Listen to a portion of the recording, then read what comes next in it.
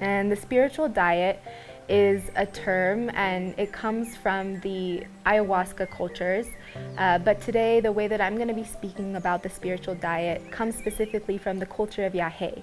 This is the culture that I've devoted the last 10 years of my life to, and it is my teacher, Taita Juanito, who has taught me and initiated me in the spiritual diet.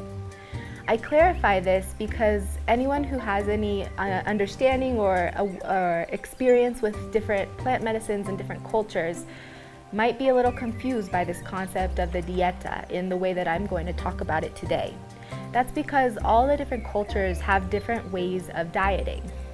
First and foremost, anyone who is new to plant medicine, this concept of diet is a new thing, right? Because in our Western mind, when we think of diet, we think of the food and our consumption of food and restriction of different foods. But for the plant medicine cultures, dieting is actually a form of deepening our connection with nature, and it's not just a physical diet, but also a spiritual diet. Now, that being said, different cultures have their different ways of dieting, and today we're going to be sharing about the spiritual diet as taught and practiced in the culture of Yahe. And this is very applicable to all different plant medicines, which is why we're bringing it to the workshop today. Again, we are wanting to share information that can support you in whatever path you take with plant medicines and whatever lineage you choose to work with. The idea here is to give you tools and practices that are going to be universal. And the spiritual diet of the Yahe is just that. Because for us, the spiritual diet is a process of deepening our connection with nature, of preparing both the physical body, the emotional body, and the spiritual body to work with plants, and opening our sensitivities, because we believe that the more sensitive and receptive we are, the deeper the plants can penetrate, the deeper they can go into our psyche and our spirits, and the more profound the healing is. And so there are various elements of the spiritual diet. And a spiritual diet can be as long as 6 months or a year, or it can be as short as a few weeks. No matter how long you have before your encounter with plant medicine, we invite you to begin this process of the diet, because it's a wonderful way to commit yourself, to dedicate yourself to this work that you're preparing to go into, this spiritual work, as well as to begin this communion with the plants and the study of nature. And so with the spiritual diet, we are first and foremost dieting our connection with Source. We're wanting to strengthen our connection with creation, with nature, with God, whatever word feels most resonant for you. And the idea here is that we're creating some parameters, and we're going to create a container for ourselves from which we can have a deepening with our connection with life. And then from that place, we're able to receive the medicines. We're able to also open ourselves to receive guidance, insights. And it's a wonderful time for prayer. It's a wonderful time to commit ourselves more intimately to our relationship to the universe. So the first element of the spiritual diet is in fact that of the physical diet, and that is a part of the preparation process. I'd like to preface this and say that each plant medicine has its own guidelines and its own restrictions, as well as its own recommendations around diet. And so what I'll be touching on today are the universal elements. But just like with all the different elements, such as pharmaceutical medications, there is a need that you do your research regarding the specific plant that you're going to work with, asking the center that you're going to be working with or the facilitator that's going to be serving you to clarify any specific elements that are important for you to know based off of that particular medicine or fungi that you're going to be working with. So when we talk about the physical diet, it's very universal throughout all of the plant medicine cultures that there be changes to the physical diet. The plant medicines do cleanse us physically, and all of them cleanse in different ways.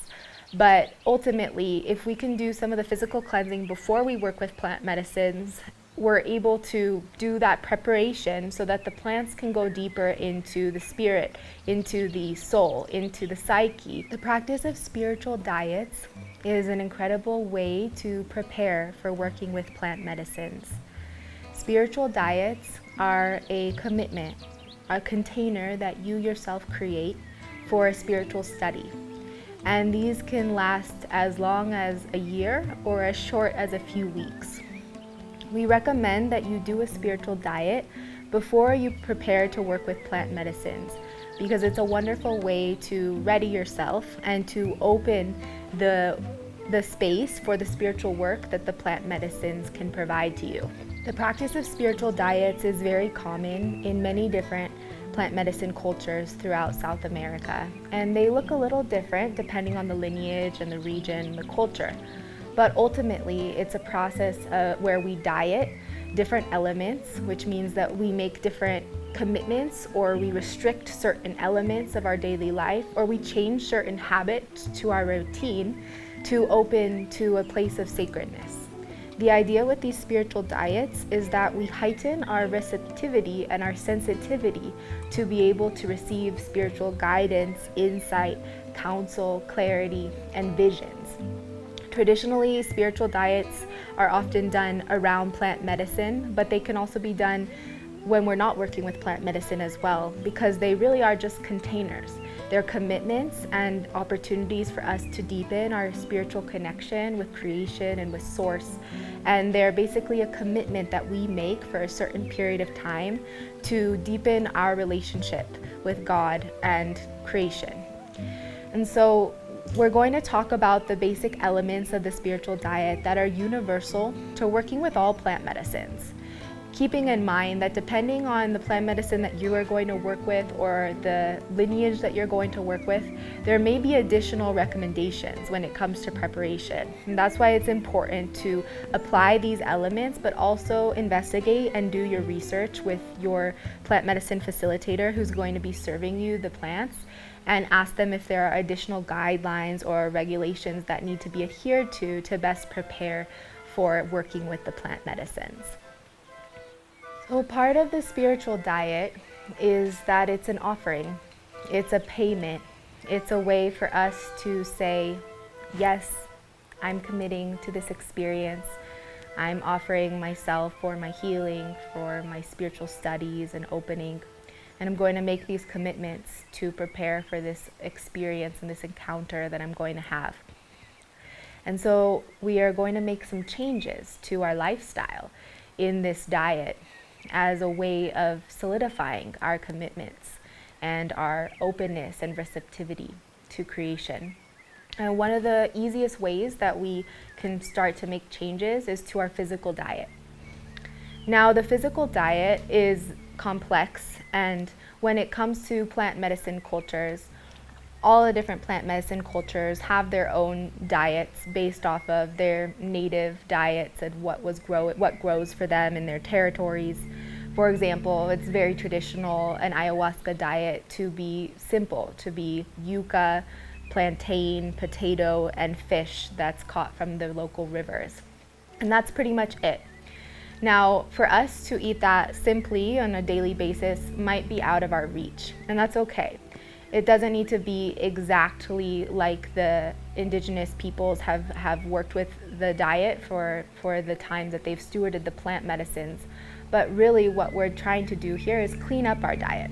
We want to make some changes that feel reachable, achievable, in order to begin to clean the body and prepare the physical vessel to work with plant medicines. Because ultimately, the cleaner that we can be, the lighter that we can be in the physical body, the more that the plant medicines will be able to come in and penetrate beyond just the physical body's healing and enter into the spiritual and emotional bodies as well.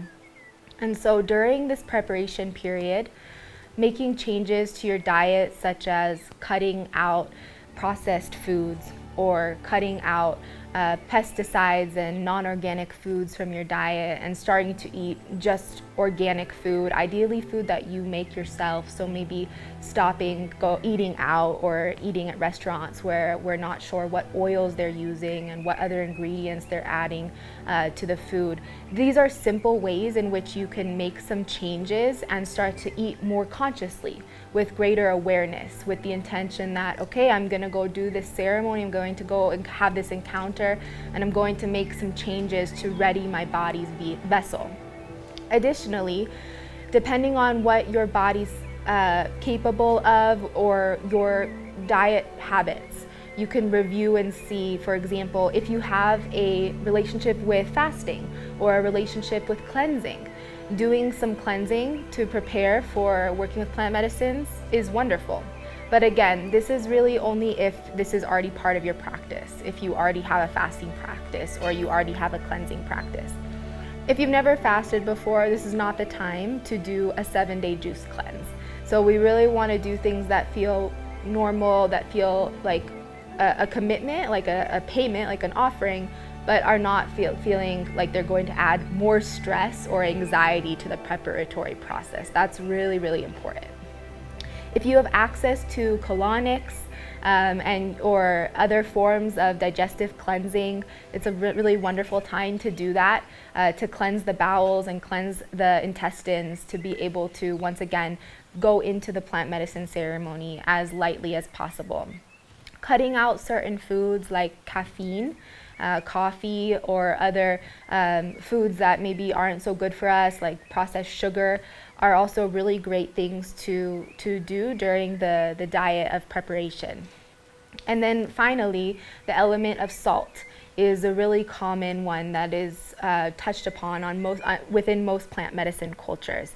And different lineages, different cultures have different levels of strictness surrounding salt intake when preparing to work with plant medicine. So again, this is one that you would want to investigate with your plant medicine facilitator to determine what level of strictness you should be in your preparatory process.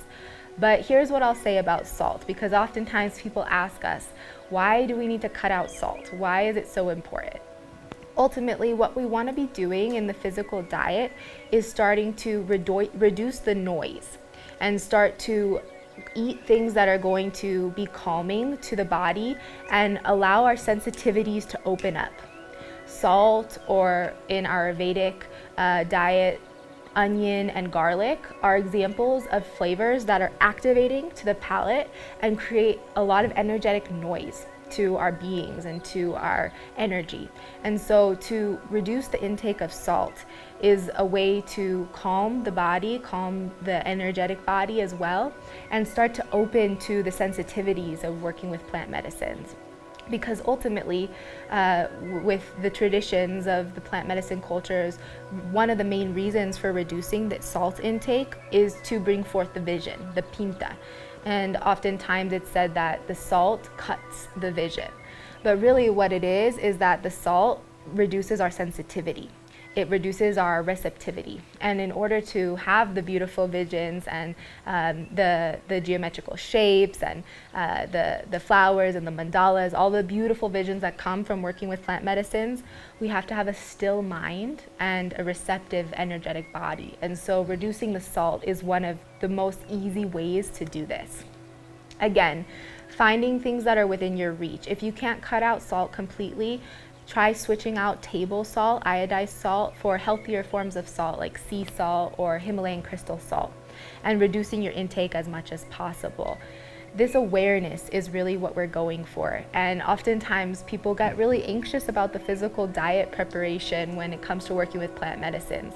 And the last thing that we want to be doing in this preparation process is creating more anxiety, nervousness, or thought, really. We really want to come into the plant medicine experiences very calm, centered, grounded.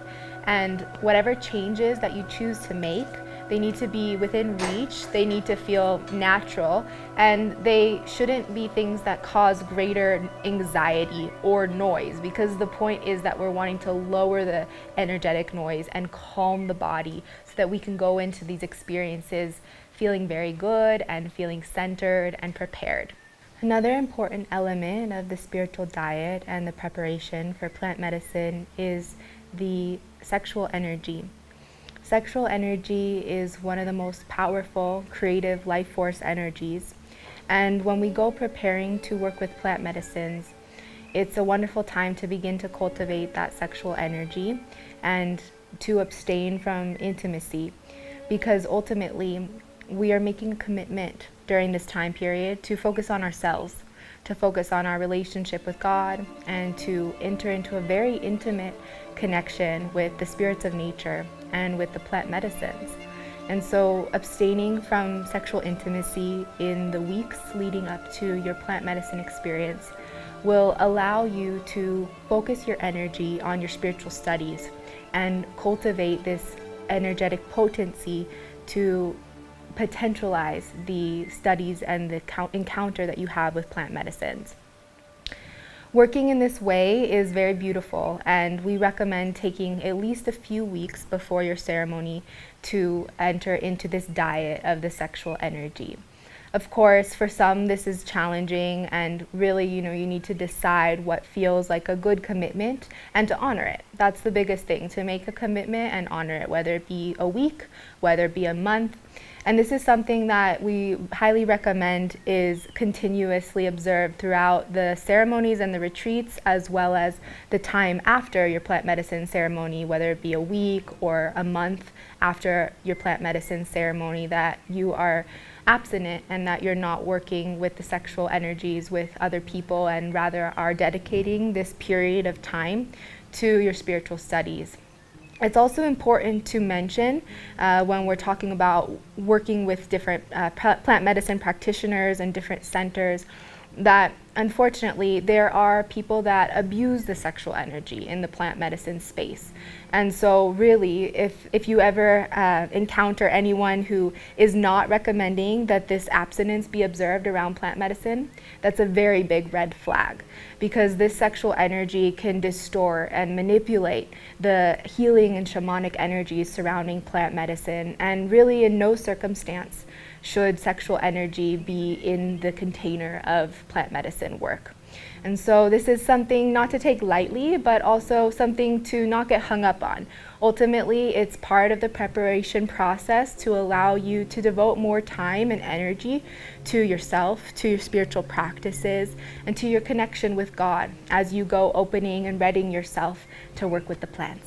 Different recreational drugs can be very hard on the physical body and depleting.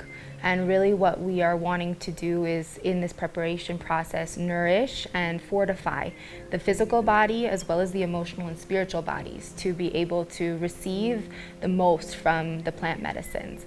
And so it's a really good time to completely eliminate all recreational drugs. And then when it comes to other plant allies, to evaluate and speak with your plant medicine practitioner to understand better what plants are working in alignment and working harmoniously with the particular plant or fungi that you're working with, and which may need to be eliminated temporarily during this period of the diet and working with the plants. For example, cannabis. Cannabis is a beautiful plant medicine with tremendous healing potential and a master plant ally in itself. But often the ayahuasca cultures, for most of the ayahuasca cultures, cannabis is not recommended to be worked with when preparing to work with ayahuasca. This is because cannabis, or Santa Maria, has a very strong healing energy, but it has a very strong energy that's different than the ayahuasca. And so working with multiple strong plants at one time can cause confusion in the energetic body and be not conducive to the depth of the process that we're seeking. So it's not to say that Santa Maria is bad or that any of these other plant medicines that you might work with are not good. For example, kratom is a really well-known and utilized strong plant medicine. That's also a one that we typically recommend that you eliminate from your practice when preparing to work with master plants. Because again, we're really trying to clean the body and clean the energetic body so that it's very still, so that the energy of the master plant that you're choosing to work with can come in and penetrate and get to know your being and not be influenced by the other energies of the other master plants that you might work with. Again, take this at face value. You know your body and you know what you need. For example, someone who really needs CBD or has a strong connection with CBD and utilizes it to sleep well. This is a good example of a medicine and a use of a medicine that could potentially be fine to work with plants when in the preparatory process, because what we don't want is that you start not sleeping well, right? So essentially you have to make the decisions that are going to be conducive to the supportive process that you're in of preparing to receive the plant medicines.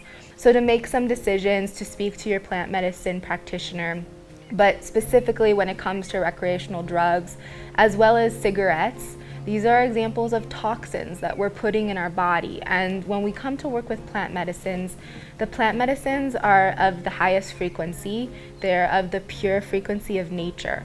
And so we want these plants to get to meet us in our purity, to get to meet our body without the noise or the influence of these other drugs or medicines that we utilize habitually.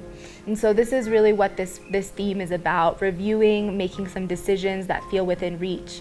And again, I'll just note here that communicating whatever habits or practices you have when it comes to recreational drugs is very important with your plant medicine practitioner, that they be aware and that you be transparent with them so that they understand what energies might be working within your field when you go to work with them, as well as to be able to support you in having the most beneficial experience with the plants. On this same note, the spiritual diet is a really wonderful opportunity to evaluate your dependency on substances. So primarily we want to evaluate what substances we are utilizing from a place of dependency, and it's really important that you evaluate specifically your relationship with alcohol, and if you work with cigarettes or any form of tobacco, to evaluate what your relationship is to that plant as well. So essentially, when we're preparing to work with plant medicines, it's highly recommended to eliminate alcohol completely from your diet. And the same with cigarettes if possible. If you can convert your tobacco practice to something sacred, utilizing hape or sacred cigars and praying with tobacco, this is a really beautiful way to transform your relationship with this plant, because ultimately cigarettes as well as alcohol are heavily toxic for the physical body, and they create a lot of physical heaviness in the body and really create a blockage for the plant medicines to be able to work and heal. And so these two elements are highly recommended to eliminate completely. And once again, communicate and be transparent with your facilitator so that they know if you weren't able to honor the alcohol consumption element or the cigarettes or any of the recreational drugs, and that they know beforehand so that they can give you the proper dosage to accommodate for the fact that there's still alcohol in your system, or any recreational drugs for that matter. Plant medicines are very safe, and they have been used by traditional people for thousands of years. However, what's new is the introduction to modern society. And as we all know, one thing that sets us apart from indigenous or aboriginal cultures in modern society is our heavy use of pharmaceutical drugs. So when we're planning to work with plant medicines, a thorough investigation of the pharmaceutical drugs and medicines that you are taking is incredibly important, because certain plant medicines have contraindications with some of the synthetic man-made drugs that we rely on in our society today. Specifically, SSRIs and antidepressants, as well as certain blood pressure medications, are ones to definitely investigate and review with your plant medicine practitioner.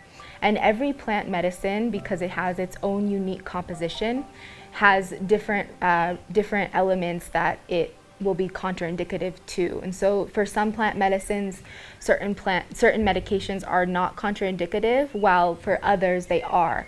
And so it's very important that you speak also with your doctor to let them know that you're planning on working with plant medicine, and if you want to reduce or eliminate your reliance on pharmaceutical medications, to do so with plenty of time, communicating with your Western medical doctor and getting the proper recommendations on how to reduce and wean from those medications in a safe way. And then, of course, communicating with the center or the plant medicine practitioner that you're working with to be able to keep them aware of the process that you are undergoing. This process, depending on the medicine, requires sometimes up to 6 weeks to be completely off a medication before being able to safely work with plant medicines. And that doesn't take into account any potential weaning time. If there's a strong medication that you're taking that requires reduction of intake slowly over time. And so again, it's very important that you do your proper research and investigate to better understand the medicine, the plant medicine that you're going to work with, and to make plans accordingly and decisions to be able to partake in plant medicines in a safe way. Another important element to keep in mind is that of our mental health, or any severe accidents or injuries that we have endured recently or over the course of our medical history. Being transparent about our medical history in total is really highly encouraged and important for there to be a safe experience. But to touch a little bit more on mental health, plant medicines are incredibly powerful to heal the psyche, to heal and recover from depression, because ultimately depression, anxiety, and many of the mental illnesses that we suffer as a society today, the root cause of them is separation, and separation from self, separation from nature, because ultimately these diseases are new. They were not part of our ancestral DNA when we were living in union with nature, when we used to live with the land, and when we used to live how our ancestors lived, in harmony with nature, living life in a sacred way. But because we've diverged so far from that in our society, we now see the emergence of so many mental health illnesses and diseases. Oftentimes, these diseases can be healed with plant medicine, and that's something that's very, very beautiful.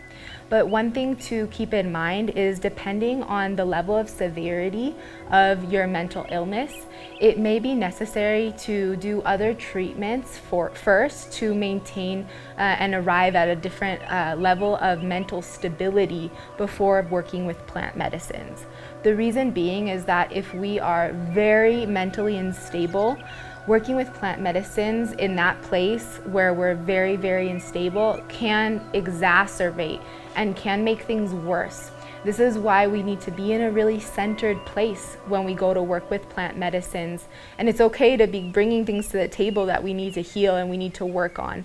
But asking yourself, especially if you deal with mental illness, do you have the support system to hold you in the weeks and months that follow plant medicine, to be able to do a proper integration and to really evaluate your capacity and ability, as well as to talk with your psychologist, your doctor, and to consult with plant medicine practitioners who are trained and able to give proper guidance for you, because in certain cases there may be different protocols that need to be taken and different pathways that need to be adhered to when it comes to preparation, depending on your mental health, before you get to work with plant medicine. And so it's all part of the healing process, and each person is different, each person is unique, and every path is very beautiful, especially when you're going on a long healing journey that requires reducing medications, that requires making